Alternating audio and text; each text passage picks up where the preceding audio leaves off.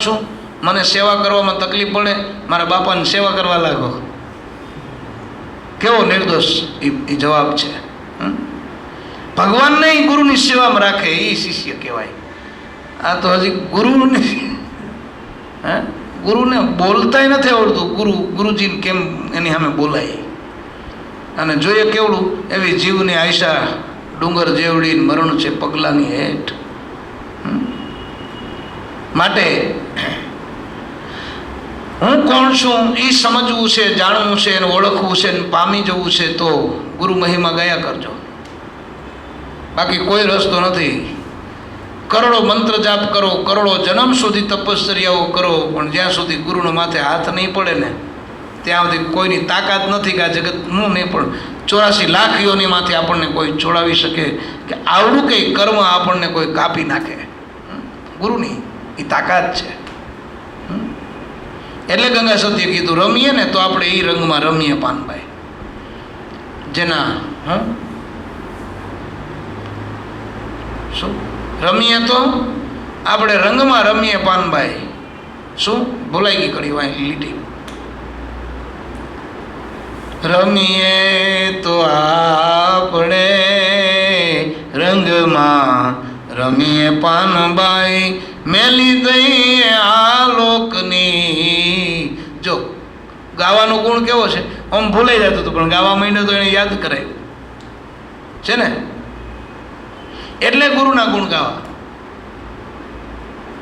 હરિનાર દેશમાં 3 ગુણ મળે નહીં ને, ન હોય ત્યાં વાત ને એ વિવાદ. આ કેમ આમ કરે છે? આવું કેમ? આશ્રમમાં માણસ જાય ને સંતો પાસે, ગુરુજી પાસે, ત્યાં તો બગાડ થાય છે, ત્યાં તો કોઈ સાચવતું નથી, ત્યાં તો કોઈ ધ્યાન રાખતું નથી, ત્યાં તો આમ થાય છે, પાણી સારું નથી, ઓલું સારું નથી.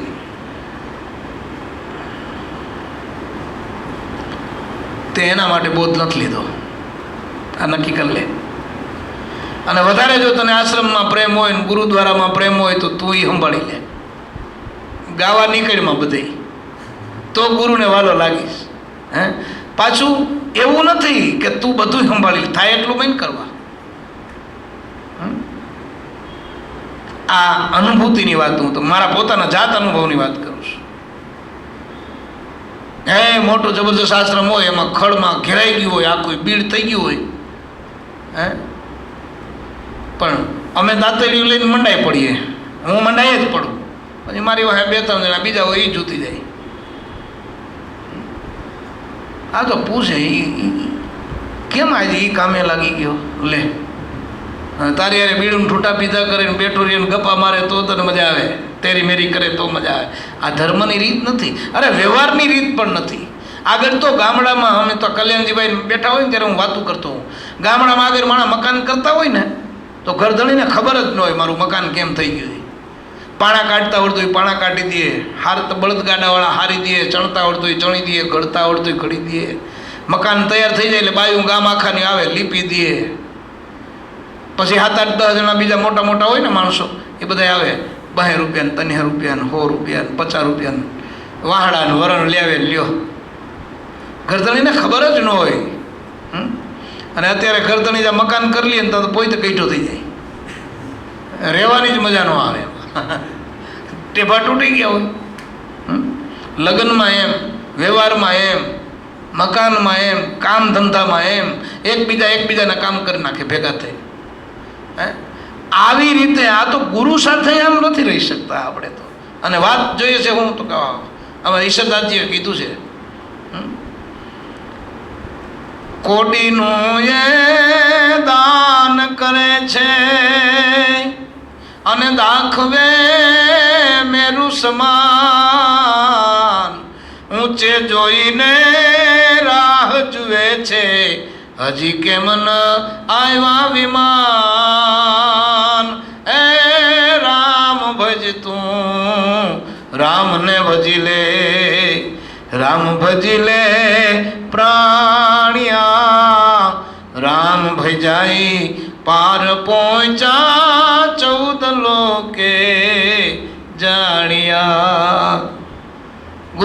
શીખવાડે. માયા છે મચ્છની ઓરડી, એમાં કોક વિરલા રહી જાણ્યા, ખાધી પીધી ને ખૂબ ખર્ચી, દિલમાં દાગ નાણ્યા. હે રામ ભજી લે તું, રામને ભજી લે. ઘણા લોકો એમ કે તમે જઈને કમળને સત્સંગ કરવા માંડી જાઓ, એ કમળ, એ ફૂલ, આમ તો જો તારો કલર કેવો, તારી મુલાયમતા કેવી, તારી સુગંધ કેવી, અને યાર કાદવમાં ક્યાં પડ્યો? હે? અને તમે જોયું હશે જેટલા કમળને એમાંથી કાઢીને બહાર લઈ આવ્યા, કાપીને બધા કરમાઈ ગયા. કમળ કાદવમાં જ થાય. ક્યાંય બંગલામાં કમળ થયું? એક દાખલો બતાવો. કમળ ક્યાં થાય? કાદવમાં. આ તો બધા કે મૂકી દો, સંસાર તો કીચડ છે, ગારો છે, કીચડ છે, ગારો છે. એ અજ્ઞાની લોકો કહે.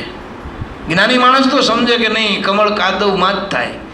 પણ સદગુરુ એને કમળની જેમ રહેતા શીખવાડે કે જો હરખું ખીલું હોય ને તો પછી કાદવમાં કોઈનું ધ્યાન નથી હોતું. ત્યાંથી ગાડી લઈને તમે નીકળો ને તરત જ માણસ એમ કે જોતા કમળ કેવા ખીલા છે. એવા જમનાજીને યારે કમળ ખીલાયતી ઘણા રે, અરે એવા જમનાજીને યારે કમળ ખીલાયતી ઘણા રે. આ સંસાર રૂપી આ સાગરમાં આમાંથી ઘણી બધી નદીઓ નીકળે છે. એમાં આ જ્ઞાનરૂપી ગંગામાં, આ જમનામાં અનેક મહાપુરુષો, સંતો, ભક્તો, ભગવાનો રૂપી કમળ ખીલા છે. પણ કોકને તો ખબર જ નથી કમળ એટલે શું છે, ખબર જ નથી. એ ઓલા ખાખડાને કે ઉડાને બધાને ખબર હોય, કેમ કે ડુંગરમાં બધે વનમાં ખીલી જાય. પણ એટલે ખબર કેને પડે તો કે જે મહિમા જાણે એને. મહિમા જાણે તો જ ખબર પડે. બહારની જે મહિમા સમજે ને એ અંદર ડૂબકી મારે, એનો કૂદકો અંદર હોય, ડાઈ મારે. ઇંગ્લિશમાં આપણે બોલીએ ને ઓલા સ્વિમિંગ પુલમાં આપણે ડૂબકી કહીએ એને. અને અંદર જ્યારે એ જાય ને, અંદરનો રસ્તો ત્યાં સુધી ખુલે જ નહીં. કોઈને પ્રયોગ ગમે એટલે કરી લેવાની છૂટ. પણ ગુરુ મહિમા જેને નક્કી થઈ ગયો, પતી ગયો. એને કોઈની હાડી બાર ન હોય પછી. પણ રહેતો હોય બધાની જેમ જેમ જળમાં કમળ રહી એમ જ. એટલે આનંદમાં રહી શકાય અને એટલે જ આપણને શાંતિ રહે. પાછું એની ખૂબી શું હોય ખબર છે? જો પવન આવે તો કમળે ડોલે, આમ આમ થતું હોય. એમાં સંસારનો વાવડો આવે એટલે સંતોય ડોલે કે ભારી કરી.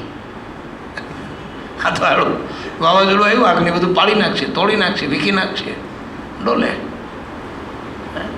પવન સ્થિર થાય એટલે પછી પોતે સ્થિર.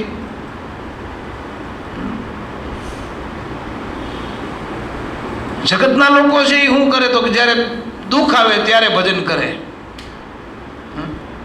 પછી દુઃખમાંથી કેમ બચવું એ બીજો રસ્તો હોજે નહીં, પછી માળા લઈને બે. ત્યારે સંત છે ને એણે ભજન તો કરી લીધું. હવે આમાં અટાણે કઈ જગ્યાએ સ્થિર થઈ જવું? બાકી આમાં અટાણે ભજન કરાય એમ કંઈ પરિસ્થિતિ નથી. એટલે ભગવાને પણ એવી વાતો કરી છે અર્જુનની સામે કે અર્જુન તું ખાલી મારા ચરણમાં આવી જા, મારો થઈ જા, બસ પૈતું. મને ભજે એ મારો અર્જુન, આમાં મને ભજે એ મારો. એમ કહે શ્રી કૃષ્ણ કાળો, અર્જુન મને ભજે એ મારો. બાકી મનનો બધો મેલી દે ગોટાળો. અને આવો જો તું થઈ જા સાણો, આવો સાણો થા. કોઈ માણસ એમ કહેતું હોય કે હું બુદ્ધિથી, સત્તાથી, શિક્ષણથી, ભણતરથી, બળથી, કે જબરીથી, જબરદસ્તીથી હું કંઈક કરી લઉં છું, એ વાત જ ખોટી છે. આપણી જ કમાઈનું ફળ આપણને મળે છે. હવે અત્યારે પરિપૂર્ણ નથી મળ્યું તો હજી કમાઈ કંઈક ઓછી છે. કમાઈ કરવા માંડવી જોઈએ. મને ઘણા લ્યો આવી વાત હું કરવા માંડું ને એટલે એમ કે તો તમને કેમ ન મળ્યું, તને કેમ ખબર મને નથી મળ્યું?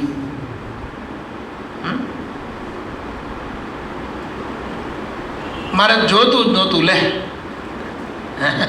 બરાબર ને, જોતું જ નહોતું તોય આવ્યું. દયાળુ એ તો છે જ.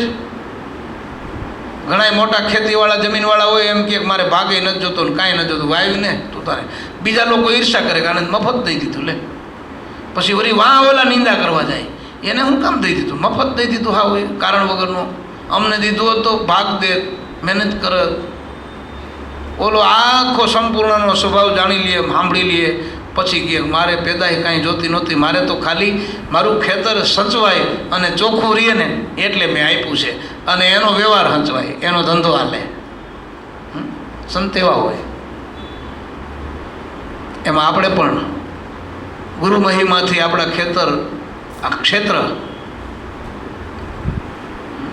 એને ચોખ્ખું રાખવું. બીજા કોઈથી હા, વ્યવહારની અંદર વ્યવહાર ને ધર્મની અંદર ધર્મ, એ તો બરાબર છે, પણ મુખ્ય પાયો ધર્મ જો હશે ને જેના મનમાં, એ કદાચ માની લો કે આપણે ફેલ જાવ ને તો આપણી હાથ પેઢી તો સુખી થાય, એ 100% વાત છે.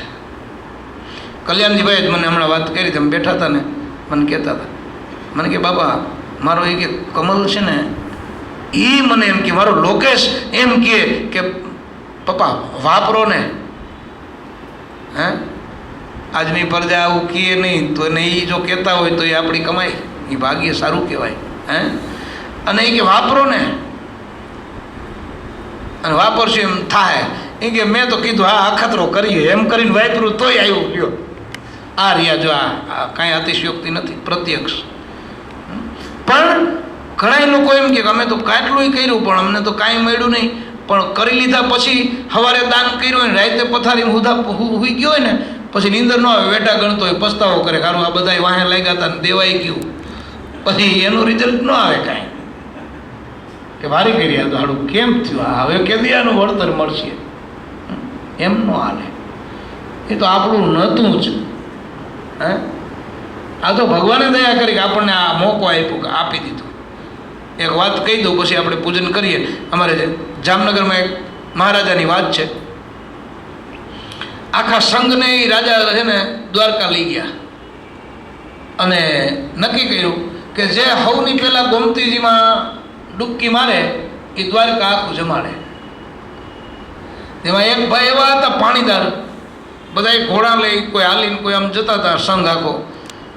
તેમાં એક ભાઈ છે ને ગોમતીજીને કાંઠે જઈને કપડાં ઉતાર્યા નહીં, ઘોડીની અંદર લઈને પોતે ઘોડીમાંથી જ પડી ગયો ગોમતીજીમાં.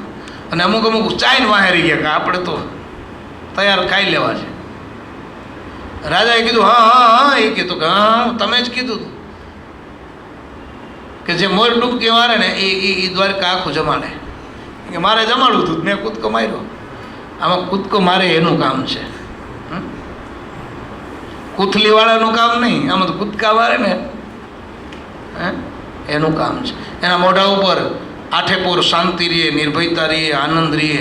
ઓલાને મોઢું જવું તમારે કરમાઈ જાય, આમ લબાડીઓ થઈ જાય. જાણે ભર ઉનાળાના વૈશાખ મહિનાનો તડકો, જેઠ મહિનાના તડકામાં ભરખાઈ ગયો ન હોય, મામો વળગો હોય, જૈન વળગો હોય, એનો ફેસ કહી દે. અને ઓલો આમ આમ કઈણીયું કરતો હોય, આપણી ભાષામાં કહીએ તો. એટલે આપણે આપણા સુખ માટે, આપણા સ્વરૂપની પ્રાપ્તિ માટે, આપણા કર્મ કાપવા માટે, આપણા ધર્મ માટે, આપણા મોક્ષ માટે, જન્મ અને મરણના ચક્કરને આપણે આપણા ચક્કરને તોડી નાખવા માટે આપણે કરવું. હા તો કહો ફલાણા ભાઈ તો જો એમ નથી, આપણા માટે છે. અને એ અવસર મળ્યો હોય તો પ્રગટ મહાપુરુષોની સામે, સંતોની સામે આપણે આ કરવાનું છે. બાકી તો છોકરાઓને જેમ ઢીંગલે ઢીંગલે રમવાનું. પણ જેને હાચુકલો મળી ગયો એ ઢીંગલે પોતે થોડી રમે. હે, એટલે કાલે પાછા બેસ્યું. આજે વલ્લભનિધિમાં બહુ મજા આવી, આનંદ આવ્યો. તમને યાદ કર્યા, પછી વળી નિરાતે વાતો કરશું. આજે પૂજન મેં જોયું, આગળની ધ્યાન પડ્યું તો પૂજન કરી લઈએ. ફરી કાલે પાછા મળશું. સર્વદાતા સદગુરુ ભગવાન સદ હરિરામ બાપાની જય. જગતજનની જગદંબા સતમા મણિમાની જય. સર્વદાતા સદગુરુ ભગવાન સજ્જેન્દ્રામ બાપાની જય. જગતજનની જગદંબા સતમા મુક્તામા જય.